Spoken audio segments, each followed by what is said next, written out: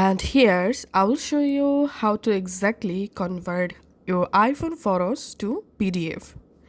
First of all, if you have the photo in your Photos app, open the photo in your Photos app. Now just tap on the share at the bottom left.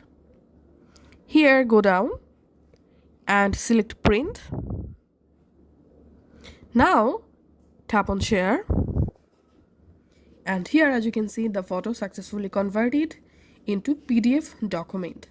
Now it's time to save this PDF. So here you have to select Save to Files. And now select a folder to export the PDF. Then just tap on Save. And now let's go to your Files app and just go to the folder where you just saved your PDF.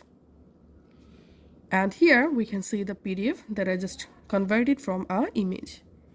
And now if you have an image in your iPhone Files app, let's see how to convert it into PDF. Open Files app and just search for the image. Here we can see this is a JPEG image. Long pressing on the image. Tapping on Quick Actions. Here tapping on Create PDF.